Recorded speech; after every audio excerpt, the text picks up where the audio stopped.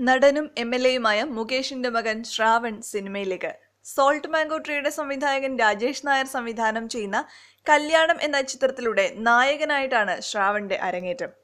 മമ്മൂട്ടി, ജയറാം, സുരേഷ് ഗോപി, മോഹൻലാൽ, പ്രിയദർശൻ എന്നിവരുടെ മക്കൾക്ക് പിന്നാലെയാണ് മുകേഷിന്റെ മകൻ ശ്രാവണും സിനിമയിലേക്ക് എത്തുന്നത്. നടൻ മുകേഷിന്റെയും സരിതയുടെയും മൂത്ത മകനാണ് ശ്രാവൺ.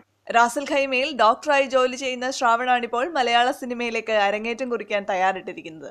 കല്യാണം എന്ന് പേരിട്ടിരിക്കുന്ന ചിത്രത്തിന്റെ പൂജ തിരുവനന്തപുരത്ത് മസ്കറ്റ് ഹോട്ടലിൽ നടന്നു. ഡബ് മാഷിലൂടെ പ്രേക്ഷക ശ്രദ്ധ ആകർഷിച്ച വർഷ ബൊമ്മലയാണ് ചിത്രത്തിലെ നായിക.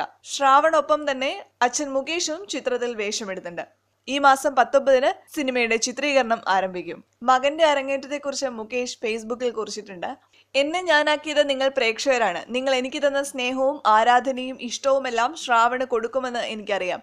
തീർച്ചയായിട്ടും നിങ്ങളുടെ എല്ലാവരുടെയും അനുഗ്രഹാശിസുകൾ പ്രതീക്ഷിക്കുന്നു എന്നാണ് മുകേഷ് ഫേസ്ബുക്കിൽ കുറിച്ചത്. എന്നാൽ നടിയെ ആക്രമിക്കപ്പെട്ടതിന്റെ അന്വേഷണം നടനും എംഎൽഎയുമായ മുകേഷിലേക്കും നീളുകയാണ്.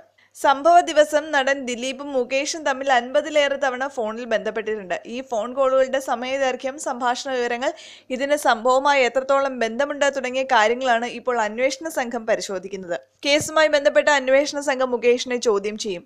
പൾസർ സുനി മുകേഷിന്റെ ഡ്രൈവറായി പ്രവർത്തിച്ചിരുന്ന പശ്ചാത്തലത്തിലാണ് ചോദ്യം ചെയ്യുന്നത്. പൾസർ സുനിയും മുകേഷിന്റെ അമ്മയും ഒരുമിച്ച് നിൽക്കുന്ന ചിത്രം ഇപ്പോൾ സോഷ്യൽ മീഡിയയിൽ വൈറലാണ്. പൾസർ സുനി തന്റെ ഡ്രൈവർ ആയിരുന്നുവെന്നും ക്രിമിനൽ പശ്ചാത്തലമുള്ള ആളായിരുന്നുവെന്ന് അറിയില്ലെന്നും മുകേഷ് പറയുന്നു.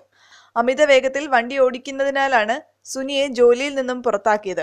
സുനിയുമായി സൗഹാർദ്ദമായിട്ടാണ് പിരിഞ്ഞുവെന്നും ഇയാളെക്കുറിച്ച് മറ്റൊന്നും അറിയില്ലെന്നും മുകേഷും പ്രതികരിച്ചു. എന്നാൽ മുകേഷിന്റെ കുടുംബത്തെ ഒരു അംഗത്തെ പോലെയായിരുന്നു പൾസർ എന്നാണ് ഇപ്പോൾ സോഷ്യൽ മീഡിയയിൽ പ്രചരിക്കുന്ന ചിത്രങ്ങളിൽ നിന്ന് വ്യക്തമാകുന്നത്.